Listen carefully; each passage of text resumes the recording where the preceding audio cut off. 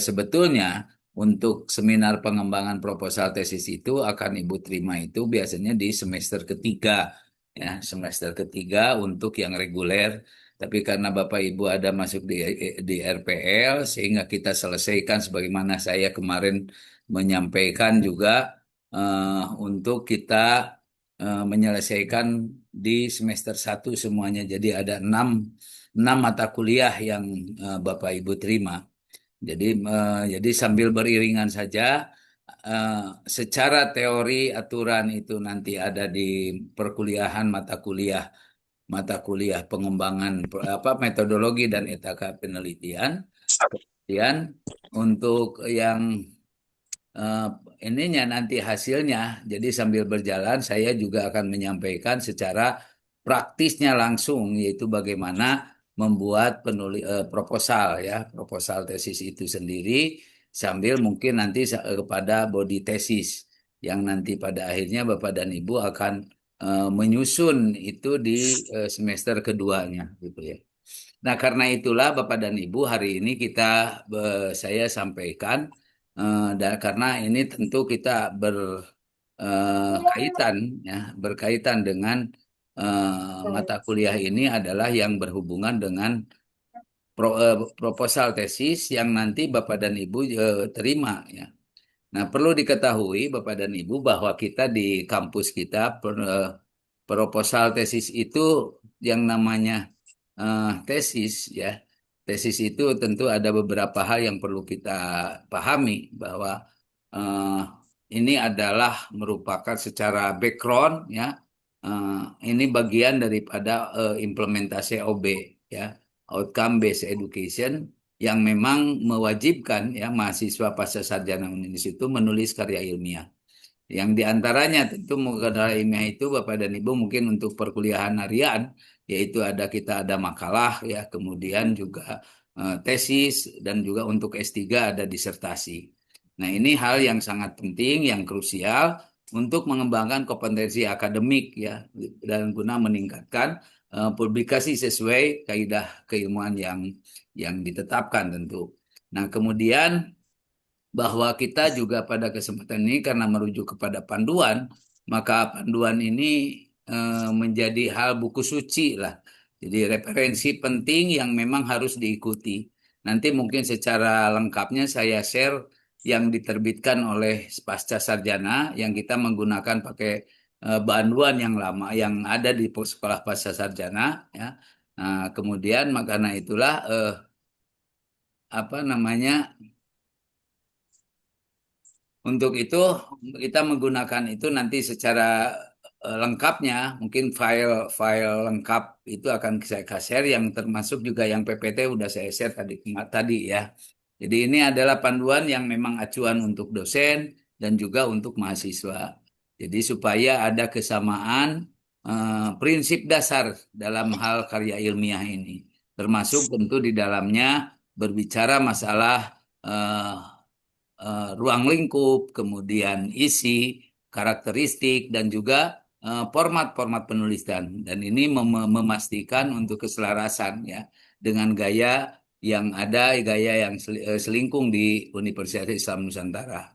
Nah, kemudian yang berikutnya perlu juga bahwa ini adalah sebagai urgensi dan tujuan daripada penulisan tesis itu adanya konsistensi dan kualitas. Jadi konsistensi dan kualitas ini tentu menjamin bahwa penelitian kita, karya ilmiah kita ini adalah ada kualitasnya, kemudian berintegritas, dan tentunya hal yang paling penting adalah orisinalitas karya ilmiah itu sendiri. Yang itu adalah berfungsi untuk mencegah plagiarisme, ya. Nah, konsistensi dalam gaya juga tata bahasa, format itu sangat penting untuk membangun identitas dari tulisan yang unik dan juga sesuai dengan kaidah ilmiah yang ada di kampus kita, kampus Uninus ini. Nah, kemudian apa itu nanti tesis itu, ya? Tentu kalau kita definisikan bahwa secara gamblang bahwa tesis yang ada di S2 Pendidikan Agama Islam ini didefinisikan sebagai karya ilmiah mahasiswa tingkat magister. Dan ini ada berfungsi sebagai tugas akhir ya, juga bukti kompetensi penelitian. Yang itu nanti Bapak dan Ibu kalau mau mengikuti melalui jalur jalur sidang ya, jalur tesis, maka itu ada ujian proposal, kemudian ada si ujian proposal itu memang diujikan nanti setelah di dalam metodologi dan etika penelitian ya, untuk sementara ini jatuhkan di situ. Kemudian ada apa namanya, ada sidang, baik itu di sidang tahap satu dan juga sidang tahap 2. Untuk gelar magister nantinya Bapak dan Ibu mendapatkan gelarnya MPD ya. Kalau dulu ada MPDI, sekarang khusus di semua juga baik dari keagamaan ataupun dari yang lain juga menggunakan gelarnya gelar Magister Pendidikan Agama Islam, itu MPD. Nah, kemudian SKS dari tesis ini adalah 6 SKS gitu. Jadi Bapak dan Ibu yang mengikuti kalau secara reguler itu ada 45 SKS seluruhnya, tapi untuk yang RPL itu mungkin yang nanti tergantung yang direkognisinya, itu tergantung pada itu. Tapi untuk SKS tesis itu berjumlah 6 SKS Bapak dan Ibu. Nah, kemudian tesis itu bagaimana? Ya perlu kita pahami bahwa tesis itu ada di antaranya fokusnya adalah menampilkan apa yang ditampilkan, tampilan daripada tesis itu adalah masalah-masalah faktual. Nah, yang faktual itu tentu eh, bersifat esensial, mendasar, kemudian organ dan juga penting. Sehingga penelitian kita bukan hanya didasarkan kepada bahwa penelitian kita hanya tertarik saja, tapi harus memenuhi ini, ya, esensial, urgen, kemudian bermakna, gitu ya. Kemudian ada dukungan data empiris dan juga kajian-kajian yang relevan. Nah, kalau hal karakteristik tesis itu dalam hal metodologi, tentu metodologinya bersifat deskriptif. Bisa bersifat deskriptif, bisa bersifat eksplanatif atau juga prediktif dan impropetif ya. Nah, dan deskriptif tentu banyak yang menggunakan ya, atau juga yang sifatnya menjelaskan ya. Ada yang menggambarkan, menjelaskan atau memprediksi atau juga bisa mengembangkan gitu ya. Jadi tahapannya ada di situ. Nah, pendekatan yang digunakan bisa menggunakan pendekatan kuantitatif atau juga pendekatan kualitatif. Nah, dari sisi bahasa tentu untuk penggunaan bahasa yang menggunakan ditulis bahasa Indonesia baik dan benar sesuai dengan PUEBI ya, dengan kaidah-kaidah yang sudah berstandar di negara kita. Nah, kemudian Bapak dan Ibu perlu dipahami untuk masalah BOK-nya gitu, yaitu kajian keilmuannya, body of knowledge daripada program studi PAI itu apa yang menjadi kajian-kajian kita. Yang tentunya Bapak dan Ibu paling tidak untuk kalau yang ditetapkan di sekolah pasca sarjana untuk penelitian pendidikan agama Islam itu bisa melalui empat dimensi ataupun 4 lapangan gitu. Nanti Bapak dan Ibu bisa meneliti, misalkan meneliti tentang mata pelajarannya. Ya, jadi PAI diajarkan sebagai mata pelajaran wajib di tingkat SD hingga perguruan tinggi di lembaga pendidikan. Nah, ini kita boleh meneliti tentang mata pelajaran PAI-nya. Ya. Kemudian juga bisa meneliti dalam hal lembaga pendidikannya. Apakah itu kaitannya pendidikan formal, yaitu madrasah, pesantren, atau non formal, majelis taklim gitu ya. Eh, Kemudian juga bisa meneliti informal, homeschooling, keluarga gitu. Nah, Bapak dan Ibu bisa juga meneliti di ranah bahwa PAI sebagai sistem, ya. Jadi itu mencakup misalkan dasar-dasar tujuan pendidik, peserta didik, metode, media, evaluasi kurikulum, sarana, dan pengelolaan. Ini juga bisa menjadi ranah daripada eh, penelitian kita gitu ya. Nah, kemudian juga tentu kaitannya kaitan dengan supervisi dan pengawasan ya. Jadi mencakup kegiatan supervisinya, kemudian pengawasannya, monitoringnya, memastikan kualitas pendidikan Islam seperti apa. Nah, kemudian hal yang perlu kita cermati aspek-aspek kuncinya ya. Jadi melibatkan aspek kesiswaan, aspek kurikulum gitu, aspek pembelajaran, aspek evaluasi, aspek sumber daya manusia, aspek sarana prasarana dan juga mungkin aspek pembiayaan. Nah, itu yang menjadi aspek yang bisa menjadi ranah daripada penelitian Bapak dan Ibu gitu ya. Kemudian berikutnya, nah ini yang nanti akan Bapak dan Ibu buat. Mungkin kemarin juga secara gamblang sudah disampaikan oleh ataupun mungkin baru pengantar bahwa apa saja yang ada di dalam penulisan proposal tesis yang ada di berlaku di S2PAI. Nah, di S2PAI itu tentu perlu memberi apa namanya dicermati penulisan proposal tesis itu berdiri dari ada bagian awal, bagian isi satu, bagian isi dua, dan bagian akhir. Ya. Bagian awalnya yang tentu nanti ada panduannya, saya nanti akan share panduan untuk membuat proposalnya. Ya, ada halaman judul, sampul, kemudian di situ ada surat pernyataan penulis, kemudian lembar persetujuan dan pengesahan, daftar isi, tabel, gambar, dan lampiran. Kemudian di bagian isinya ada judul, ada latar belakang masalah, ada perumusan dan pembatasan masalah. Kemudian di isi dua ada tujuan dan manfaat penelitian, pertanyaan atau hipotesis penelitian, kajian belakang sampai kepada prosedur penelitian. Nah, di akhir itu ada daftar pustaka dan daftar lampiran. Jadi proposal ini hanya seputar ini.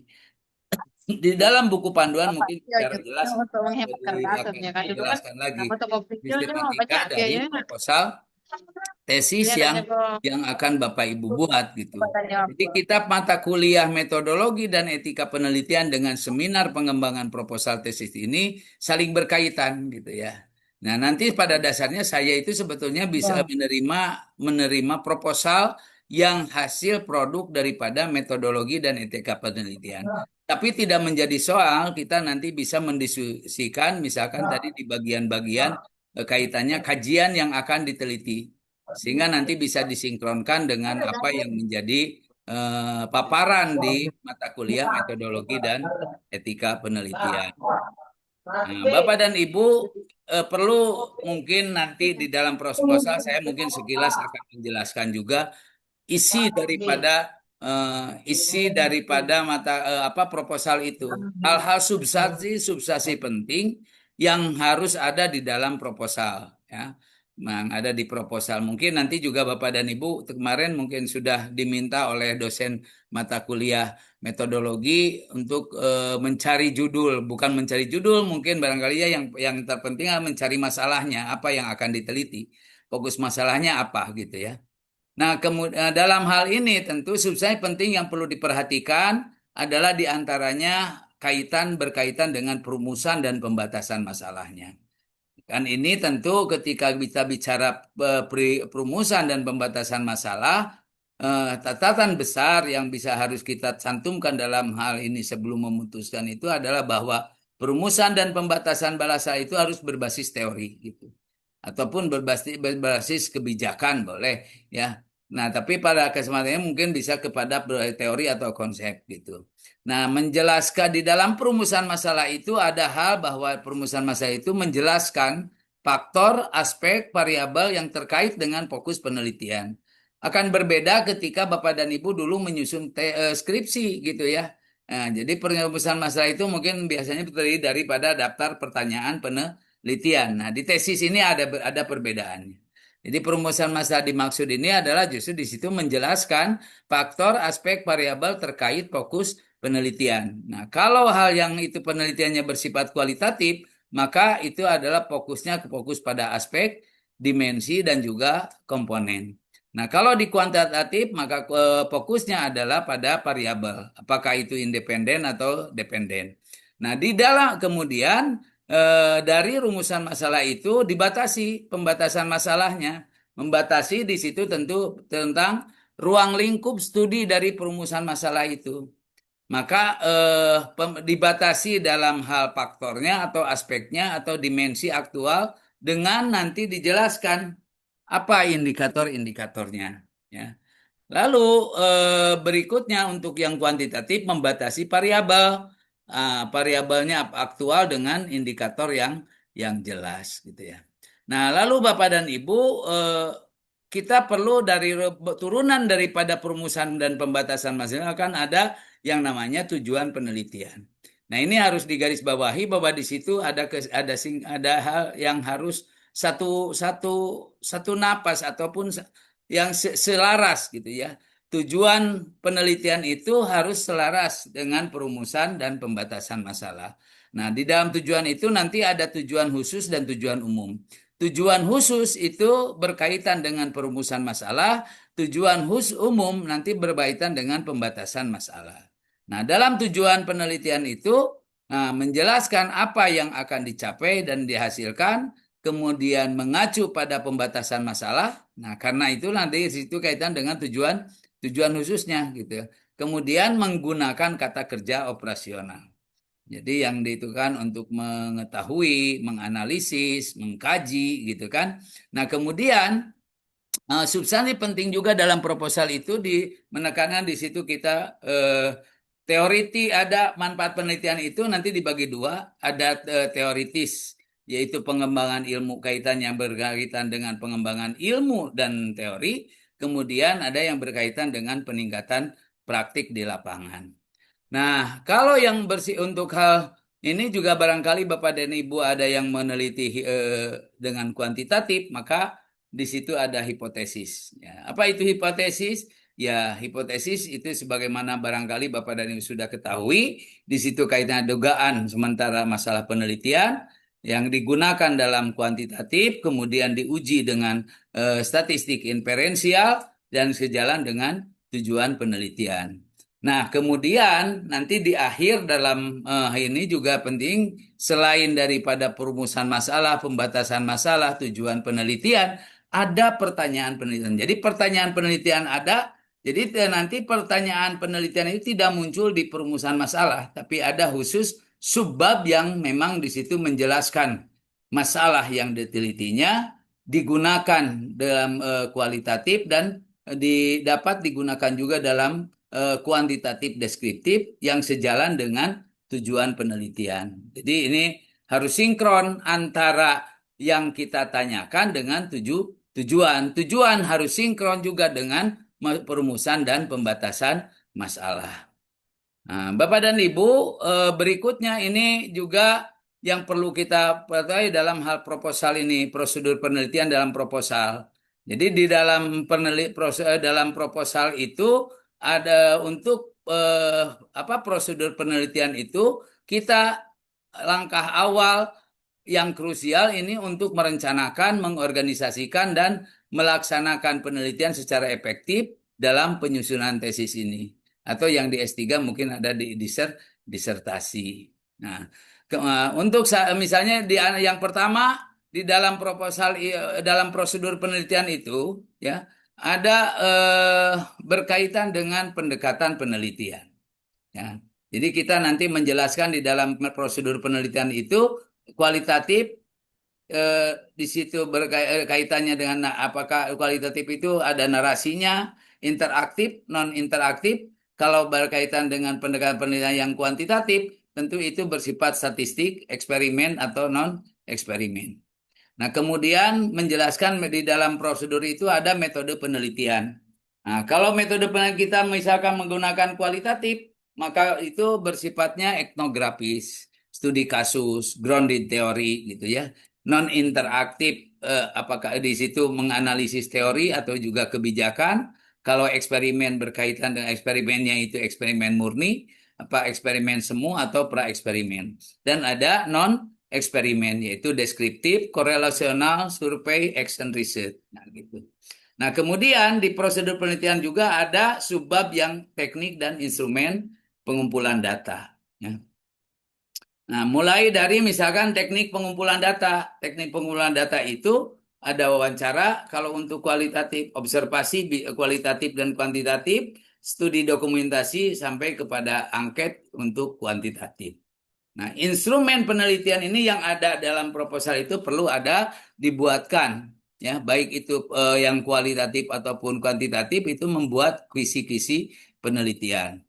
Nah, selain daripada kisi-kisi penelitian, itu ada pedoman wawancara atau observasi, kemudian pedoman studi dokumentasi, kemudian pedoman angket ya. Nah, di dalam prosedur juga ada di dalamnya ada lokasi ataupun sumber ya, populasi dan sampel. Di lokasinya, lokasi tempat penelitian kita apakah lokasi yang bersifat mikro, meso ataupun makro ya. Nah, kemudian ada sumber data, kualitatif triangulasi, snowball ya, populasinya untuk kuantitatif seluruh subjek penelitian, kemudian ada sampel yang untuk kuantitatif representatif, di situ bersifat random atau stratifikasi.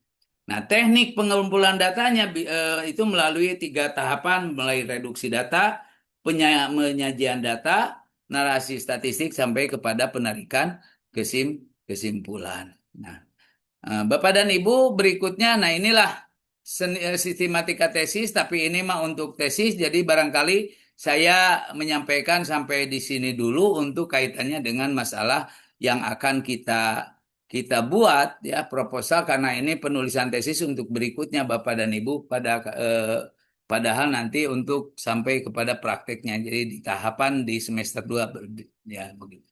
Demikian barangkali yang bisa disampaikan kaitannya dengan eh, awal ya awal pertama kita bertemu dalam seminar pengembangan proposal tesis ini. Jadi Bapak dan Ibu mungkin nanti bisa mengkaji kembali apa yang saya sampaikan. Insya Allah ini sudah saya rekam, jadi bisa diulang-ulang untuk ditonton. Nanti mungkin saya share rekamannya kepada Bapak dan Ibu. Jadi bagi tadi teman-teman yang masih tertinggal ya mungkin saya sampaikan nanti rekamannya untuk di ini dan kemudian nanti dijadikan kalau ada pertanyaan dan lain sebagainya bisa ditanyakan ya melalui